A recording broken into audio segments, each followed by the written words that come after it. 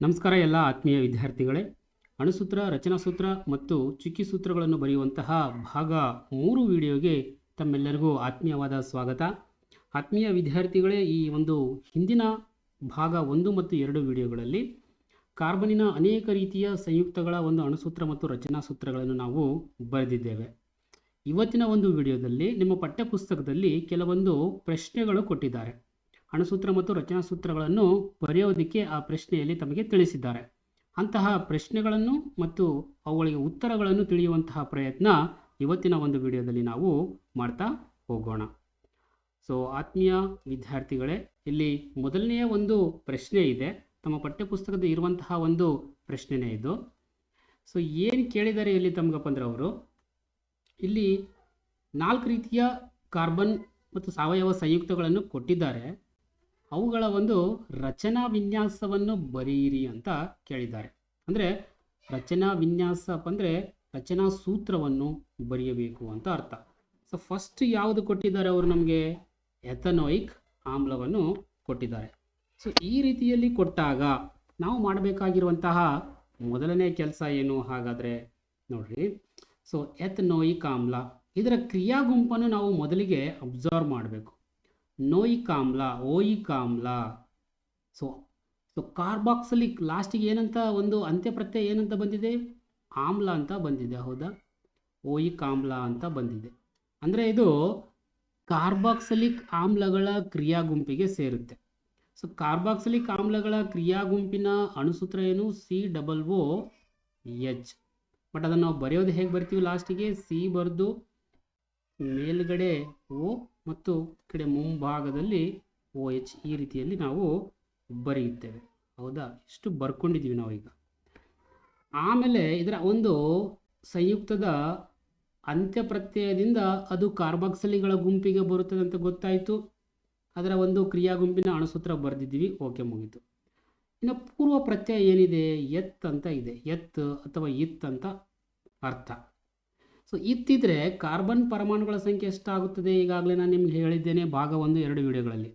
ಮಿತ್ತಿದ್ರೆ carbon ಪರಮಾಣುಗಳ ಸಂಖ್ಯೆ 1, ಇತ್ ಅಥವಾ ಎತ್ತಿದ್ರೆ ಕಾರ್ಬನ್ ಪರಮಾಣುಗಳ ಸಂಖ್ಯೆ 2, ಪ್ರೋಪ್ ಅಂತ ಬಂದರೆ ಕಾರ್ಬನ್ ಪರಮಾಣುಗಳ ಸಂಖ್ಯೆ 3, ಬ್ಯೂಟ್ ಅಂತ ಬಂದರೆ ಕಾರ್ಬನ್ ಪರಮಾಣುಗಳ ಸಂಖ್ಯೆ 4.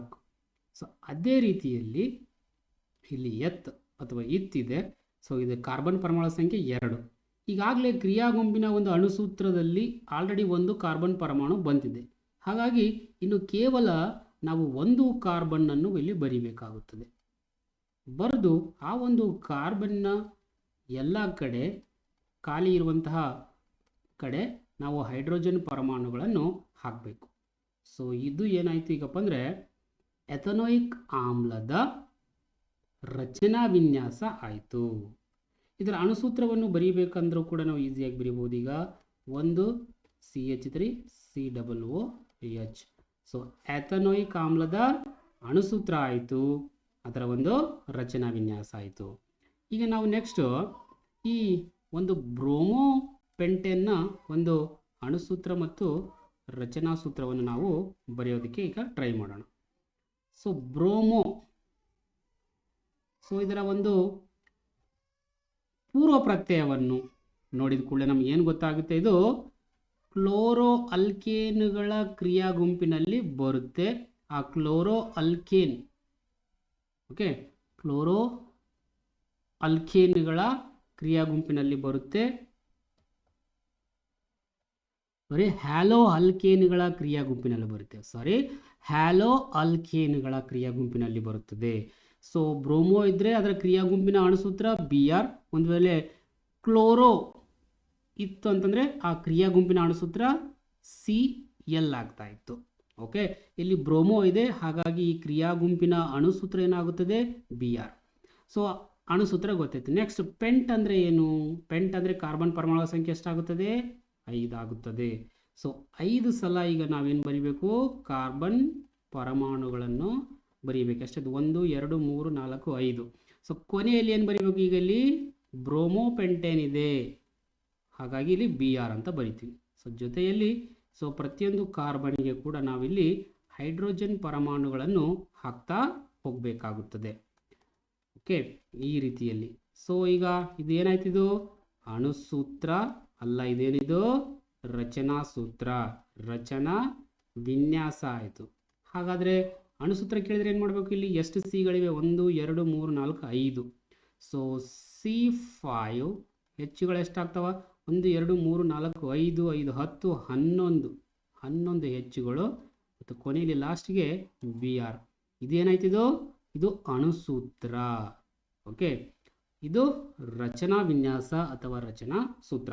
ಸೊ ಈಗ ನಾವು ಏನು ಬರೆದಿವಿ? ಎಥೆನಾಯಿಕ್ ಆಮ್ಲದ್ದು ಬರೆದಿವಿ, ಬ್ರೋಮೋಪ್ರೆಂಟ್ ಎಂದು ಕೂಡ ಬರೆದಿದ್ದೀವಿ. ಸೊ ಇವುಗಳನ್ನು ಬರಿತಾ ಹೋದ್ರಂಗೆಲ್ಲ ನಿಮ್ಗೆ ಏನು ಅರ್ಥ ಆಗ್ತಾ ಇದೆಯಪ್ಪ ಅಂದರೆ, ಆ ಒಂದು ಸಂಯುಕ್ತದ ಹೆಸರನ್ನು ಕೇಳಿದ ಕೂಡಲೇ ನಾವು ಫಸ್ಟ್ ಏನು ತಿಳ್ಕೊಬೇಕು? ಅದು ಯಾವ ಒಂದು ಕಾರ್ಬನ್ ಸಂಯುಕ್ತಗಳ ಗುಂಪಿಗೆ ಬರುತ್ತೆ. ನೋಡ್ರಿ, ಅವುಗಳ ಅಂತ್ಯ ಪ್ರತ್ಯಯ, ಅವುಗಳ ಪೂರ್ವ ಪ್ರತ್ಯಯಗಳನ್ನು ನಾವು ಸರಿಯಾಗಿ ಗಮನಿಸಬೇಕು. ಇದರ ಒಂದು ಅಂತ್ಯ ಪ್ರತ್ಯಯ ಏನಿದೆ? ನೋನ್. ಅಂದರೆ ಇದು ಕೀಟೋನುಗಳ ಗುಂಪಿಗೆ ಬರುತ್ತದೆ, ಹೌದಿಲ್ಲ? ಈಗ ನಾವು ಮೂರನೇದು ಮಾಡ್ತಾ ಇದ್ದೀವಿ. ಸೊ ಈ ಬ್ಯೂಟೇನ್ ನೋನ್ ಅಂದರೆ ಏನದು? ಕೀಟೋನುಗಳ ಗುಂಪಿನಲ್ಲಿ ಬರ್ತಾ ಇದೆ, ಹೌದಾ? ಹಾಗಾದರೆ ಈ ಕೀಟೋನಿನ ಕ್ರಿಯಾ ಗುಂಪಿನ ಅಣುಸೂತ್ರ ಏನು? ಇದು ಕೀಟೋನಿನ ಕ್ರಿಯಾ ಗುಂಪಿನ ಅಣುಸೂತ್ರ CO. ಈ ರೀತಿಯಲ್ಲಿ C⁻O ಬರಿಬೇಕು. ಸೊ ಅದೇ ರೀತಿಯಲ್ಲಿ ಬ್ಯೂಟ್ ಅಂದರೆ ಏನು? ಕಾರ್ಬನ್ ಪರಮಾಣುಗಳ ಸಂಖ್ಯೆ ಎಷ್ಟು? 4. ಈಗಾಗಲೇ ಆ ಕ್ರಿಯಾ ಗುಂಪಿನ ಅಣುಸೂತ್ರದಲ್ಲಿ ಒಂದು C ಇದೆ. ಹಾಗಾಗಿ ಇನ್ನು 3 Cಗಳನ್ನು ಮಾತ್ರ ನಾವು ಬರೀಬೇಕು. ನೋಡ್ರಿ, 3 Cಗಳನ್ನು ನಾವು ಬರೆದಿದ್ದೇವೆ. ಸೊ ಎಲ್ಲ ಕಡೆ ನಾವು ಈಗ ಹೆಚ್ಚುಗಳನ್ನು ನಾವು ಹಾಕ್ತಾ ಹೋಗಬೇಕು. ಸೊ ತಾವು ಪರೀಕ್ಷೆಯಲ್ಲಿ ನೀಟಾಗಿ ಬರೆಯೋದಕ್ಕೆ ಪ್ರಾಕ್ಟೀಸ್ ಮಾಡಿರಬೇಕಾಗುತ್ತದೆ. ಸೊ ಈ ರೀತಿಯಲ್ಲಿ ನಾವು ಈಗ ಬರೆದ್ಬಿಟ್ವಿ. ಈಗ ಈ ಬ್ಯೂಟೇನ್ ನೋನ್ನ ಒಂದು ಅಣುಸೂತ್ರ ಏನಾಗುತ್ತದೆ ನೋಡ್ರಿ. ಸಿ ಅನ್ನೋ ಎಷ್ಟಾದ್ವ ಇಲ್ಲಿ? 1 2 3 4. ಸೊ ಈ ರೀತಿಯಲ್ಲಿ ಬರಿಬಹುದು, ಅಥವಾ ಈ ಕ್ರಿಯಾ ಗುಂಪನ್ನು ನಾವು ಸಪ್ರೇಟ್ ಕೂಡ ಬರಿಬಹುದು.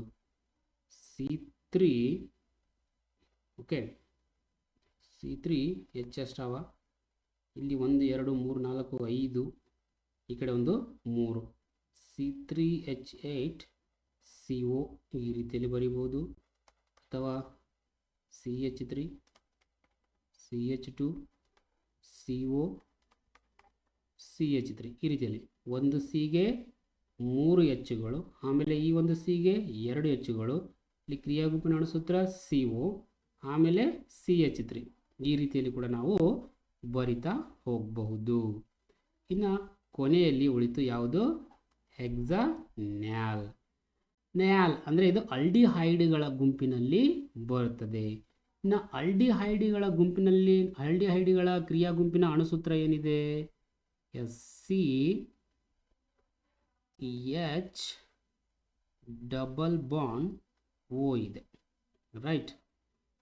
ಇದು ಒಂದು ಆಲ್ಡಿಹೈಡ್ಗಳ ಕ್ರಿಯಾ ಗುಂಪಿನ ಅಣುಸೂತ್ರ. ಹಾಗಾದರೆ ಇನ್ನು ಇದರ ಹೆಕ್ಸ್ ಅಂತಂದರೆ ಕಾರ್ಬನ್ ಪರಮಾಣುಗಳ ಸಂಖ್ಯೆ ಎಷ್ಟು? 6. ಈಗಾಗಲೇ ಕ್ರಿಯಾ ಗುಂಪಿನಲ್ಲಿ ಒಂದು C ಬಂದಿದೆ. ಹಾಗಾಗಿ ನಾವೀಗ ಎಷ್ಟು Cಗಳನ್ನು ಬರೀಬೇಕು? ಈಗ 5 Cಗಳನ್ನು ಬರೀಬೇಕು. 1 2 3 4 5. ಓಕೆ, ಈಗ ಎಲ್ಲ ಕಡೆ ನಾವು ಹೈಡ್ರೋಜನ್ ಪರಮಾಣುಗಳನ್ನು ಬರಿತಾ ಹೋಗಬೇಕಾಗುತ್ತದೆ. H ನೋಡಿ, ಈಗಾಗಲೇ ಭಾಗ 1 ಭಾಗ 2 ವಿಡಿಯೋಗಳನ್ನು ಮಾಡಿದ್ದೇನೆ. ಅದನ್ನು ನೀವು ನೋಡಿಕೊಂಡ್ರೆ ಕೂಡ ನಿಮಗೆ ಇನ್ನೂ ಚೆನ್ನಾಗಿ ಇವತ್ತಿನ ವಿಡಿಯೋ ಅರ್ಥ ಆಗುತ್ತೆ. ಡೈರೆಕ್ಟಾಗಿ ನೀವು 3ನೇ ವಿಡಿಯೋ ನೋಡ್ತಾ ಇದ್ದರೆ ದಯವಿಟ್ಟು ಹಿಂದಿನ ವಿಡಿಯೋಗಳನ್ನು ನೋಡ್ಕೋತ ಬರ್ರಿ, ಆವಾಗಲೇ ನಿಮಗೆ ಸರಿಯಾಗಿ ಅರ್ಥ ಆಗುತ್ತೆ.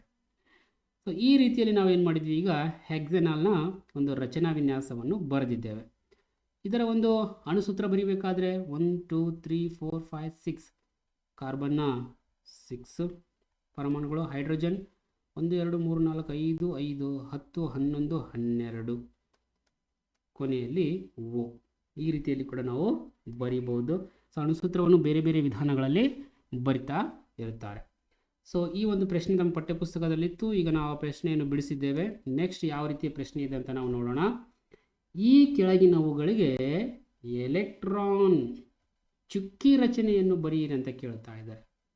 ಓಕೆ, ಎಲೆಕ್ಟ್ರಾನ್ನ ಒಂದು ಚುಕ್ಕಿ ರಚನೆಯನ್ನು ಬರೆಯೋದಕ್ಕೆ ನಮಗೆ ಅವರು ಹೇಳ್ತಾ ಇದ್ದಾರೆ. ಬರೆಯುವಂತಹ ಪ್ರಯತ್ನ ಕೂಡ ಈಗ ನಾವು ಮಾಡೋಣ.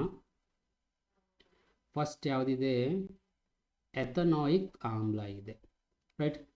ಸೊ ಇದು ಕಾರ್ಬಾಕ್ಸಿಲಿಕ್ ಒಂದು ಗುಂಪಿನಲ್ಲಿ ಬರುತ್ತದೆ. ಈಗಾಗಲೇ ನಾವು ಹಿಂದಿನ ಒಂದು ಸ್ಲೈಡ್ನಲ್ಲಿ ಬರ್ತಿದ್ದೇವೆ, ಹೌದಾ. ಬಟ್ ಅವ್ರು ಏನು ಕೇಳಿದ್ರಲ್ಲಿ ನಮಗೆ ರಚನಾ ವಿನ್ಯಾಸ ಕೇಳಿದರು. ಇಲ್ಲಿ ಏನು ಕೇಳ್ತಾ ಇದ್ದಾರೆ, ಎಲೆಕ್ಟ್ರಾನ್ ಚುಕ್ಕಿ ರಚನೆಯನ್ನು ಕೇಳ್ತಾ ಇದ್ದಾರೆ. ಸೊ ಅದಕ್ಕಾಗಿ ನಾವು ಅಣುಸೂತ್ರವನ್ನು ರಚನಾ ಸೂತ್ರವನ್ನು ಮೊದಲು ಬರೆಯೋಣ. ಅದಕ್ಕೆ ಅನುಗುಣವಾಗಿ ನಾವು ಎಲೆಕ್ಟ್ರಾನ್ ಚುಕ್ಕಿ ರಚನೆಯನ್ನು ಬರೆಯೋದಕ್ಕೆ ನಮಗೆ ಈಸಿ ಆಗುತ್ತೆ. ಸೊ ಇತ್ತಂತಂದರೆ ಕಾರ್ಬನ್ ಪರಮಾಣುಗಳ ಸಂಖ್ಯೆ 2. ಬಟ್ ಈ ಓಯಿಕ್ ಆಮ್ಲದಲ್ಲಿ ಈಗಾಗಲೇ ನಮಗೆ ಒಂದು ಏನು ಬರುತ್ತೆ ನೋಡ್ರಿ, ಇದರ ಕ್ರಿಯಾ ಗುಂಪಿನ ಅಣುಸೂತ್ರ ಹಿಂದಿನ ಸ್ಲೈಡ್ನಲ್ಲಿ ಬರೆದಿದ್ದೇವಲ್ಲ ನಾವು. ಸೊ ಸಿ ಒಂದು ಮೇಲೆ ಒಂದು ಈ ರೀತಿಯಲ್ಲಿ ಬರುತ್ತೆ. ಆಲ್ರೆಡಿ ಇಲ್ಲಿ ಒಂದು ಸಿ ಬಂದಿರೋದ್ರಿಂದ ಇಲ್ಲಿ ಇತ್ತಂದರೆ ಕಾರ್ಬನ್ ಪರಮಾಣು ಸಂಖ್ಯೆ 2, ಹಾಗಾಗಿ ನಾವು ಒಂದೇ ಸಿಯನ್ನು ಬರೀತೀವಿ, ಯಾಕಂದರೆ ಆಲ್ರೆಡಿ ಒಂದು ಸಿ ಇಲ್ಲಿ ಬಂದಿದೆ. ಓಕೆ, ಇದು ಏನಾಯಿತು, ರಚನಾ ವಿನ್ಯಾಸ ಆಯಿತು. ನಮಗೇನು ಕೇಳಿದರೆ ಅವರು, ಎಲೆಕ್ಟ್ರಾನ್ ಚುಕ್ಕಿ ರಚನೆ. ಸೊ ಇದೇ ಪ್ರಕಾರ ಬರಿತಾ ಹೋಗ್ಬೇಕು ನಾವು. ಈಗ ಸಿಂಪಲ್ ಆಗಿ ನೋಡ್ರಿ ಯಾವ ರೀತಿಯಲ್ಲಿ ಬರೆಯೋಣ ಅಂತ ನಾನು ಸ್ವಲ್ಪ ಟ್ರೈ ಮಾಡೋಣ ನಾವೀಗ. ಸೊ ಫಸ್ಟ್ ಯಾವುದು, ಸಿ. ಒಂದು ಸಿಗೆ ರೈಟ್ 4 ಕಡೆ ಚುಕ್ಕಿಗಳು. ನಾವು ಈಗಾಗಲೇ ಭಾಗ 1 ಭಾಗ 2 ವಿಡಿಯೋಗಳು, ಅದಕ್ಕೆ ನಾನು ಹೇಳ್ತಾ ಇದ್ದೀನಿ ನೋಡ್ರಿ. ಆ ವಿಡಿಯೋಗಳು ನೋಡಿದರೆ ತಮಗೆ ಈ ಒಂದು ವಿಡಿಯೋ ಅರ್ಥ ಆಗುತ್ತೆ ಇನ್ನೂ ಚೆನ್ನಾಗಿ. ಓಕೆ, ಇನ್ನು ಕಾರ್ಬನ್ನ ಸುತ್ತ 4 ಚುಕ್ಕಿಗಳು ಇಟ್ಟಿದ್ದೇವೆ, ಯಾಕಂದರೆ ವೇಲೆನ್ಸಿ ಎಲೆಕ್ಟ್ರಾನ್ಗಳನ್ನು ಬಿಂಬಿಸ್ತಾವೆ. ಈ ಕಡೆ ಕಾರ್ಬನ್ಗೆ ನಾವು 3 ಚುಕ್ಕಿಗಳು ಇಟ್ಟಿದ್ದೇವೆ, ಆಯಿತಾ. ಬಟ್ 4 ಇಡಬೇಕಲ್ಲ. ಓಕೆ, ಒಂದು ನಿಮಿಷ, ಸ್ವಲ್ಪ ಮಿಸ್ಟೇಕ್ ಆಗಿತ್ತು ಇಲ್ಲಿ. ಸಿ ಡಬಲ್ ಬಾಂಡ್ ಬರುತ್ತೆ ಇಲ್ಲಿ, ಸಾರಿ, ಸಿ ಡಬಲ್ ಬಾಂಡ್ OH ಆಗುತ್ತೆ. ಸೊ ಒಂದು ಕಾರ್ಬನ್ಗೆ 4 ಗೆರೆಗಳು ಬರಬೇಕಲ್ಲ. ಸೊ ಇಲ್ಲಿ 1, ಇಲ್ಲಿ 2, ಇಲ್ಲಿ 3. ಸೊ ಹಾಗಾಗಿ ಇಲ್ಲಿ ಕಾರ್ಬನ್ನ ಮೇಲ್ಭಾಗದಲ್ಲಿ ಕೂಡ 2 ಚುಕ್ಕೆಗಳು ಬರುತ್ತವೆ. ಸೊ ಈ ಕಾರ್ಬನ್ ಈಗ ನಾವು ಬರೆದ್ವಿ, ರೈಟ್. ಈ ಕಾರ್ಬನ್ ಕೂಡ ಬರೆದಿದ್ದೇವೆ. ಆಮೇಲೆ ಈ ಹೈಡ್ರೋಜನ್ಗಳನ್ನು ಬರೆದುಕೊಳ್ಳೋಣ. ಹೈಡ್ರೋಜನ್ನ ವೇಲೆನ್ಸಿ ಎಲೆಕ್ಟ್ರಾನ್ಗಳನ್ನು ನಾವು ಒಂದು ಇಂಟು ಚಿಹ್ನೆಯಿಂದ ಗುರುತಿಸೋಣ. ಅದೇ ರೀತಿಯಲ್ಲಿ ಈ ಒಂದು ಆಕ್ಸಿಜನ್ನ, ರೈಟ್, ಆಕ್ಸಿಜನ್ನ ಹೊರಕವಚದಲ್ಲಿ ಎಷ್ಟು ಎಲೆಕ್ಟ್ರಾನ್ಗಳು ಇರ್ತವ, 6 ಎಲೆಕ್ಟ್ರಾನ್ಗಳು ಇರ್ತವೆ.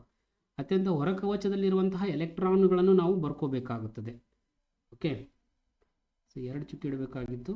ಸೊ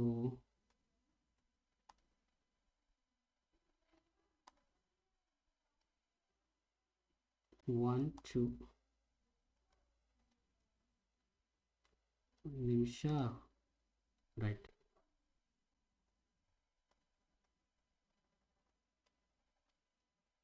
ಸೊ ಆಕ್ಸಿಜನ್ನ ಹೊರಕವಚದಲ್ಲಿ 6 ಎಲೆಕ್ಟ್ರಾನ್ಗಳು, 1 2 3 4 5 6. ಅದೇ ರೀತಿಯಲ್ಲಿ ಈ ಕಡೆ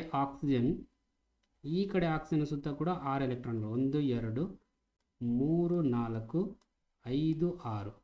ಹೈಡ್ರೋಜನ್ ಅತ್ಯಂತ ಹೊರಕವಚದಲ್ಲಿ 1 ಎಲೆಕ್ಟ್ರಾನ್ಗಳು. ಸೊ ದಯವಿಟ್ಟು ಭಾಗ 1 2 3 ವಿಡಿಯೋಗಳನ್ನು ನೋಡಿಕೊಂಡ್ರೆ ತಮಗೆ ಈ ವಿಡಿಯೋ ಅರ್ಥ ಆಗುತ್ತೆ, ಇಲ್ಲಾಂದರೆ ಸ್ವಲ್ಪ ಕಷ್ಟ ಆಗುತ್ತೆ. ನಾವು ಜಸ್ಟ್ ಇವತ್ತಿನ ವಿಡಿಯೋದಲ್ಲಿ ಎಕ್ಸ್ಪ್ಲನೇಷನ್ ಮಾಡ್ತಾ ಇಲ್ಲ ಜಾಸ್ತಿ, ಮಾದರಿಯಾಗಿ ಕೊಟ್ಟಿರುವಂಥವುಗಳನ್ನು ನಾನು ಇಲ್ಲಿ ಬಿಡಿಸೋದಕ್ಕೆ ನಾನು ನಿಮಗೆ ಬಿಡಿಸಿ ತೋರಿಸ್ತಾ ಇದ್ದೀನಿ ಅಷ್ಟೇ. ಓಕೆ, ಯಾವಾಗಲೂ ರೌಂಡ್ ಹ್ಯಾಂಗ್ ಹೇಗಾಗಬೇಕು, ಹೈಡ್ರೋಜನ್ಗೆ 1 ಇಂಟು 1 ಚುಕ್ಕೆ. ಅದೇ ರೀತಿಯಲ್ಲಿ ಈಗ ಕಾರ್ಬನ್ನ ಹೇಗೆ ರೌಂಡ್ ಆಗಬೇಕು, 8 ಎಲೆಕ್ಟ್ರಾನ್ಗಳು ಅದರ ಒಳಗಡೆ ಬರುವ ಹಾಗೆ. ಸೊ ಇಲ್ಲಿ 1 2 3 4 5 6. ಹಾಗಾಗಿ ಈ ಒಂದು ಕಾರ್ಬನಿನ ಎಲೆಕ್ಟ್ರಾನ್ಗಳನ್ನು ಕೂಡ ತಗೋಬೇಕಾಗ್ತದೆ. ಅದೇ ರೀತಿ ಈ ಕಾರ್ಬನ್ 1 2 3 4 5 6 7 8. ಅಂದರೆ ಈ ಆಕ್ಸಿಜನಿನ 2 ಎಲೆಕ್ಟ್ರಾನ್ಗಳನ್ನು, ಈ ಕಾರ್ಬನಿನ 1 ಎಲೆಕ್ಟ್ರಾನು ಪ್ಲಸ್ ಈ ಆಕ್ಸಿಜನಿನ 1 ಎಲೆಕ್ಟ್ರಾನ್ಗಳು. ನೋಡ್ರಿ, ಈ ರೌಂಡ್ ಒಳಗಡೆ 8 ಎಲೆಕ್ಟ್ರಾನ್ಗಳವ. ಇಲ್ಲಿ 1 2 3 4 5 6 7 8. ಅದೇ ರೀತಿಯಲ್ಲಿ ಈ ಆಕ್ಸಿಜನ್ ಕೂಡ ಈ ಕಾರ್ಬನಿನ 2 ಎಲೆಕ್ಟ್ರಾನ್ಗಳನ್ನು ತೆಗೆದುಕೊಳ್ಳುತ್ತದೆ, ಹಂಚಿಕೊಳ್ಳುತ್ತದೆ. ಅದೇ ರೀತಿಯಲ್ಲಿ ಈ ಆಕ್ಸಿಜನ್ ಇದೆಯಲ್ಲ, ಈ ಕಾರ್ಬನಿನ 1 ಎಲೆಕ್ಟ್ರಾನ್ ಈ ಒಂದು ಹೈಡ್ರೋಜನಿನ 1 ಎಲೆಕ್ಟ್ರಾನನ್ನು ಹಂಚಿಕೊಂಡು ಬಂಧಗಳನ್ನು ಏರ್ಪಡಿಸಿಕೊಳ್ಳುತ್ತದೆ. ತಾವು ಪರೀಕ್ಷೆಯಲ್ಲಿ ಸ್ವಲ್ಪ ಇನ್ನೂ ಚೆನ್ನಾಗಿ ಪೆನ್ಸಿಲಿಂದ ಹಾಕಿ ನೀಟಾಗಿ ಹಾಕಬೇಕಾಗುತ್ತದೆ. ಒಂದು ಸ್ವಲ್ಪ ಪ್ರಾಕ್ಟೀಸ್ ಮಾಡ್ತಾ ಹೋದಂಗೆಲ್ಲ ಇದು ಇನ್ನೂ ಚೆನ್ನಾಗಿ ಬರುತ್ತೆ. ಈಗ ನಾವು ಎಥನಾಯಿಕ್ ಆಮ್ಲದ್ದು ಹಾಕಿದ್ದೇವೆ. ನೆಕ್ಸ್ಟು H2S ಹೈಡ್ರೋಜನ್ ಸಲ್ಫೈಡನ್ನು ನಾವು ಹಾಕೋಣ. ಸೊ ಎಚ್ ನಾವು ಎಷ್ಟವ 2 ಇದೆ, ಹಾಗಾಗಿ ನಾವು ಏನು ಮಾಡ್ಕೋಬೇಕಾಗುತ್ತದೆ, ಎಸ್ ಅನ್ನು ಮಧ್ಯದಲ್ಲಿ ಹಾಕೋಬೇಕು. ಈ ರೀತಿಯಲ್ಲಿ ಬರ್ಕೊಂಡ್ರೆ ನಮಗೆ ಈಸಿಯಾಗಿ ಬರುತ್ತೆ. ಸೊ ಹೈಡ್ರೋಜನ್ನ ಹೊರಕವಚದಲ್ಲಿ 1 ಎಲೆಕ್ಟ್ರಾನ್, ಈ ಕಡೆ ಹೈಡ್ರೋಜನ್ನ ಅತ್ಯಂತ ಹೊರಕವಚದಲ್ಲಿ ಕೂಡ 1 ಎಲೆಕ್ಟ್ರಾನ್. ಸಲ್ಫರ್ನ ಹೊರಕವಚದಲ್ಲಿ ಎಷ್ಟಿರ್ತವೆ ಎಲೆಕ್ಟ್ರಾನ್ಗಳು? ಹೌದಿಲ್ಲ, 8 ಇರ್ತವೆ, 6 ಇರ್ತವೆ. ಸೊ ಅದನ್ನು ಕೂಡ ನಾವು 8 ಚಿಹ್ನೆಯಿಂದ ಕೂಡ ಗುಣಿಸಬಾರ್ದು. ಅದು ಚುಕ್ಕಿ 1 2 3 4 5 6. ಸೊ ಈಗ ಏನಾಗುತ್ತೆಪ್ಪ ಅಂದರೆ, ಈಗ ನಾವು ರೌಂಡ್ ಆಗಬೇಕು. ಹೈಡ್ರೋಜನ್ ಏನು ಮಾಡುತ್ತೆ, ಸಲ್ಫರ್ನ 1 ಎಲೆಕ್ಟ್ರಾನನ್ನು ಶೇರ್ ಮಾಡಿಕೊಳ್ಳುತ್ತದೆ, ಹಂಚಿಕೊಳ್ಳುತ್ತದೆ.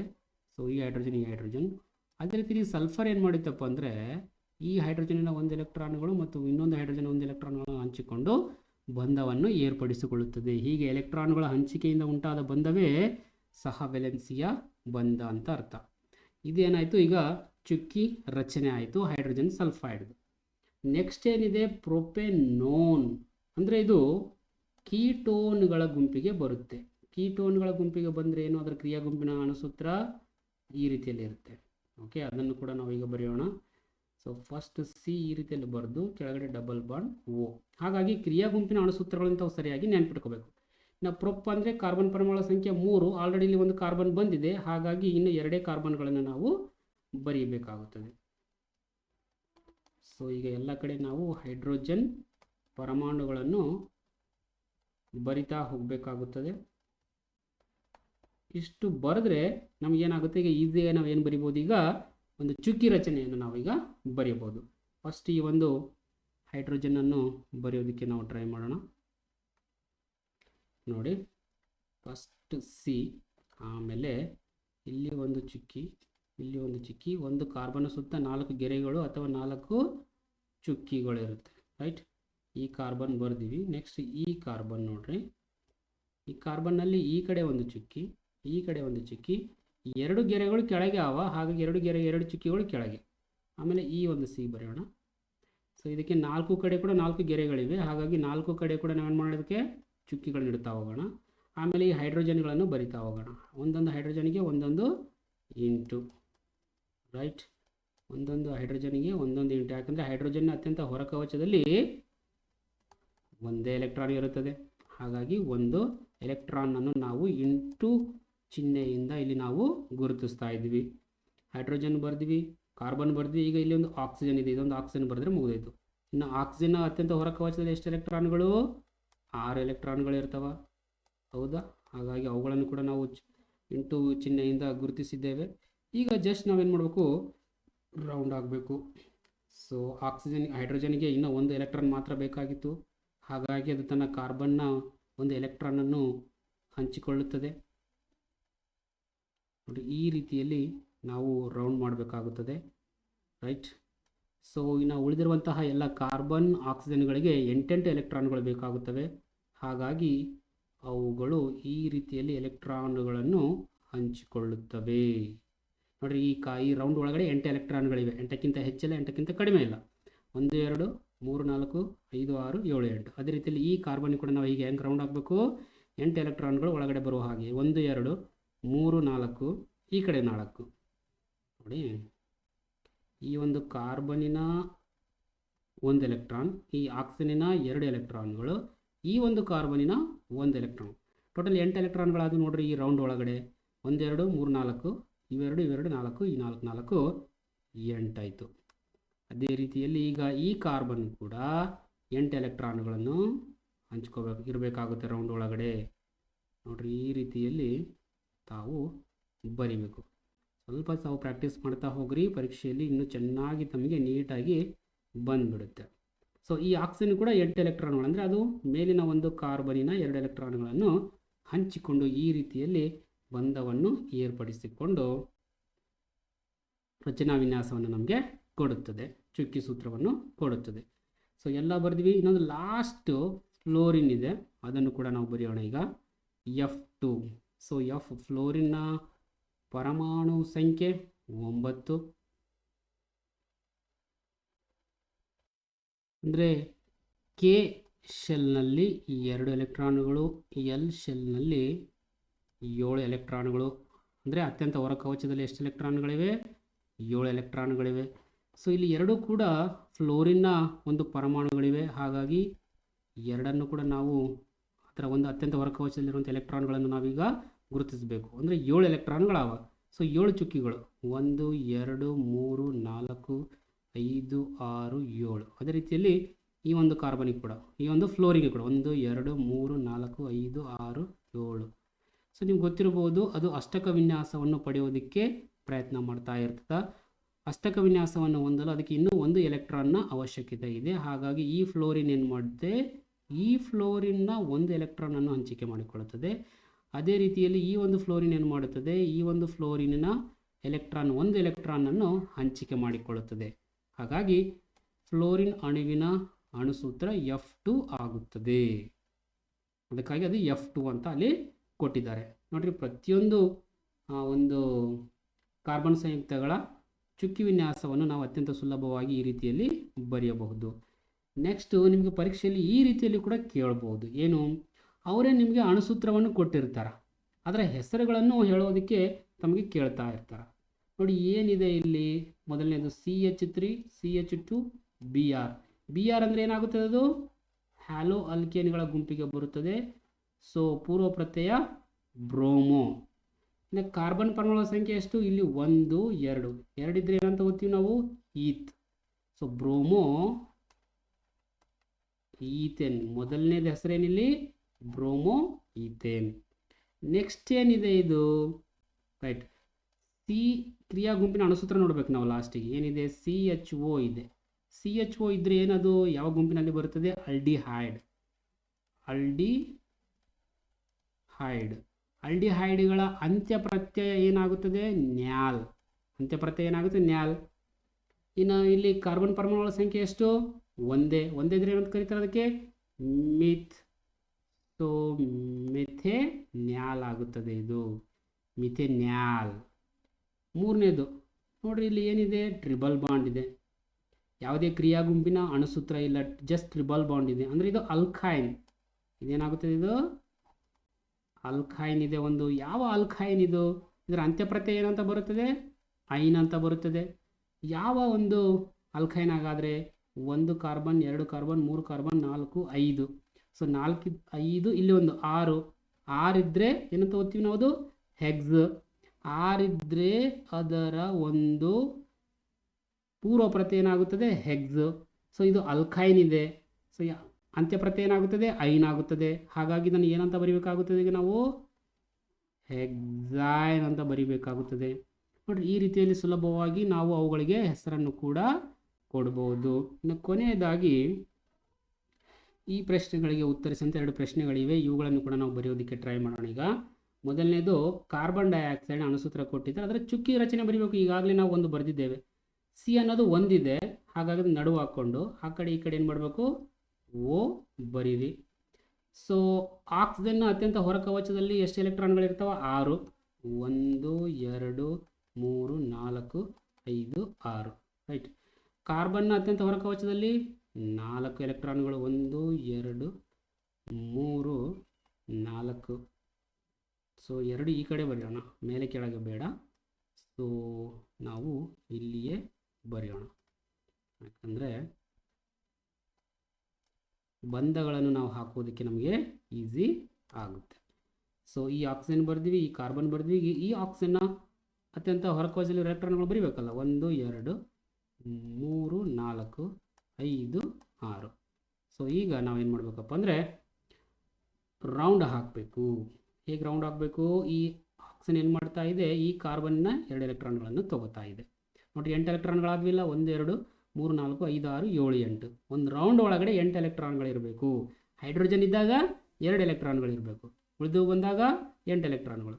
ಅದೇ ರೀತಿಯಲ್ಲಿ ಈ ಒಂದು ಕಾರ್ಬನ್ನಿಗೆ 8 ಎಲೆಕ್ಟ್ರಾನ್ಗಳಿರಬೇಕು. ಈಗ ರೌಂಡ್ ಹಾಕಿದ್ದಾರೆ. ಸೊ ಈ ರೀತಿಯಲ್ಲಿ ಈ ಕಾರ್ಬನ್ ಏನು ಮಾಡ್ತಾ ಇದೆ? ಈ ಒಂದು ಆಕ್ಸಿಜನ್ನ 2 ಎಲೆಕ್ಟ್ರಾನ್ಗಳನ್ನು ಹಂಚ್ಕೋತಾ ಇದೆ, ಮತ್ತು ಈ ಒಂದು ಆಕ್ಸಿಜನ್ 2 ಎಲೆಕ್ಟ್ರಾನ್ಗಳು. 2 2 4, ತನ್ನ ಹತ್ರ ಮೊದಲೇ 4 ಇದ್ದವು ಹೊರಕವಚದಲ್ಲಿ. So total 8 ಎಲೆಕ್ಟ್ರಾನ್ಗಳದು. ಈಗ ಕೊನೆಯಲ್ಲಿ ಈ ಆಕ್ಸಿಜನ್ ಏನು ಮಾಡುತ್ತೆ? ಈ ಕಾರ್ಬನಿನ 2 ಎಲೆಕ್ಟ್ರಾನ್ಗಳನ್ನು ಹಂಚಿಕೊಳ್ತಾ ಇದೆ. ನೋಡ್ರಿ, ಈ ಒಂದು ರೌಂಡಲ್ಲಿ ಕೂಡ 8 ಎಲೆಕ್ಟ್ರಾನ್ಗಳು ಬಂದವು. ಕೊನೆಯದಾಗಿ ಸಲ್ಫರ್ ಕೊಟ್ಟಿದ್ದಾರೆ. ಸಲ್ಫರ್ನ 8 ಪರಮಾಣುಗಳು. ಸಲ್ಫರ್ ಅಣು ಎಷ್ಟಿವೆ? 8 ಇವೆ. ಸಲ್ಫರ್ ಅಣುವಿನ ಎಲೆಕ್ಟ್ರಾನ್ ಚುಕ್ಕಿ ರಚನೆಯನ್ನು ಹಾಕ್ರಿ. ಅವು ಹೇಗೆ ಜೋಡಣೆಗೊಂಡಿವೆ ಅಂತ ಹೇಳ್ತಾ ಇದ್ದಾರೆ ಅವರು? ಪರಸ್ಪರ ಉಂಗುರಾಕೃತಿಯಲ್ಲಿ ಜೋಡಣೆ ಆಗಿವೆ ಅಂತ ಅವರು ನಮಗೆ ಹೇಳ್ತಾ ಇದ್ದಾರೆ. ನೋಡಿ, ತುಂಬ ಈಸಿಯಾಗಿ ಇದನ್ನು ಕೂಡ ನಾವು ಹಾಕ್ತಾ ಹೋಗ್ಬೋದು. ಸೊ ಸಲ್ಫರ್ನ ಅತ್ಯಂತ ಹೊರಕವಚದಲ್ಲಿ ಎಷ್ಟು ಎಲೆಕ್ಟ್ರಾನ್ಗಳು ಇರ್ತಾವ? 8. ಹಾಗಾಗಿ 1 2 3 4 5 6. ಆಮೇಲೆ ಇಲ್ಲಿ ಒಂದು ಎಸ್. ಎಷ್ಟು ಸಲ ಎಸ್ ಬರಿಬೇಕು? 8 ಸಲ, ಹೌದಿಲ್ಲ? 1 2 3 4 5 6. ಮತ್ತೊಂದು ಎಸ್. 1 2 3 4 5 6. 1 2 3 4 5 6. 1 2 3 4 5 6. ಒಂದೊಂದು ಎಸ್ ಸುತ್ತ 6 ಎಲೆಕ್ಟ್ರಾನ್ಗಳು ಇರ್ತವ. ಹಾಗಾಗಿ ನಾವು 6 ಸಲ ಇಂಟು ಹಾಕ್ತಾ ಇದ್ವಿ. ಸೊ ಇಂಟು ಆದರೆ ಹಾಕ್ಬೋದು, ಚುಕ್ಕಿ ಆದ್ರೆ ಇಡ್ಬೋದು, ನಿಮ್ಮಿಷ್ಟ, ನೋ ಪ್ರಾಬ್ಲಮ್. ನಮ್ಮ ಅನುಕೂಲಕ್ಕೆ ತಕ್ಕ ಹಾಗೆ ನಾವು ಕೆಲಸಗಳನ್ನು ಮಾಡ್ಕೋಬೋದು. ಎಷ್ಟು ಎಲೆಕ್ಟ್ರಾನ್, ಎಷ್ಟು ಸಲ್ಫರ್ನ ಪರಮಾಣುಗಳಾದ? 1 2 3 4 5 6 7. ಅಂದರೆ ಇನ್ನೂ ಒಂದು ಲಾಸ್ಟ್ ಒಂದು ಬರೀಬೇಕು, 8. 1 2 3 4 5 6. ಸೊ ಈಗ ಜಸ್ಟ್ ನಾವು ರೌಂಡ್ ಹಾಕ್ತಾ ಹೋಗಬೇಕು. ಸೊ ಆ ರೌಂಡಲ್ಲಿ 8 ಎಲೆಕ್ಟ್ರಾನ್ಗಳು ಬರುವ ಹಾಗೆ ರೌಂಡ್ ಆಗಬೇಕಷ್ಟೆ. ಸೊ ಈ ಸಲ್ಫರ್ ಏನು ಮಾಡುತ್ತೆ? 1 2 ತನ್ನ ಹತ್ರ ಇರುವಂತಹ 6 ಎಲೆಕ್ಟ್ರಾನ್ಗಳು ಜೊತೆಯಲ್ಲಿ ಈ ಒಂದು ಸಲ್ಫರ್ನ 2 ಎಲೆಕ್ಟ್ರಾನ್ಗಳನ್ನು ತಗೊಳ್ತದೆ. ಅದೇ ರೀತಿಯಲ್ಲಿ ಈಗ ನೆಕ್ಸ್ಟ್ ಈ ಸಲ್ಫರ್ ಏನು ಮಾಡ್ತಾ ಇದೆ? ತನ್ನ ಹತ್ರ ಇರುವಂತಹ 6 ಎಲೆಕ್ಟ್ರಾನ್ಗಳು ಮತ್ತು ತನ್ನ ಮುಂದಿರುವಂತಹ ಸಲ್ಫರ್ನಿಂದ 2 ಎಲೆಕ್ಟ್ರಾನ್ಗಳು ತಗೋತಾ ಇದೆ. ಸೊ ನೋಡ್ರಿ, 8 ಎಲೆಕ್ಟ್ರಾನ್ಗಳಾದವು. ಅದೇ ರೀತಿಯಲ್ಲಿ ಈ ಸಲ್ಫರ್ ಏನು ಮಾಡ್ತಾ ಇದೆ? ತನ್ನ ಹತ್ರ ಇರುವಂತಹ 6 ಎಲೆಕ್ಟ್ರಾನ್ಗಳು ಮತ್ತು ಈ ಮುಂದೆ ಇರುವಂತಹ ಮತ್ತೊಂದು ಸಲ್ಫರ್ನಿಂದ 2 ಎಲೆಕ್ಟ್ರಾನ್ಗಳನ್ನು ತಗೋತಾ ಇದೆ. ಅದೇ ರೀತಿಯಲ್ಲಿ ಈ ಒಂದು ಸಲ್ಫರ್ ತನ್ನ ಹತ್ರ ಇರುವಂತಹ 6 ಎಲೆಕ್ಟ್ರಾನ್ಗಳನ್ನು ಮತ್ತು ಮುಂದಿರುವಂತಹ ಸಲ್ಫರ್ನಿಂದ 2 ಎಲೆಕ್ಟ್ರಾನ್ಗಳನ್ನು ಶೇರ್ ಮಾಡ್ಕೊಳ್ತಾ ಇದೆ. ಅದೇ ರೀತಿಯಲ್ಲಿ ಮತ್ತೆ ಈ ಸಲ್ಫರ್ ಇದೆಯಲ್ಲ, ತನ್ನ ಹತ್ರ ಇರುವಂತಹ 6 ಎಲೆಕ್ಟ್ರಾನ್ಗಳು, ತನ್ನ ಮುಂದಿರುವಂತಹ ಸಲ್ಫರ್ನಿಂದ 2 ಎಲೆಕ್ಟ್ರಾನ್ಗಳು.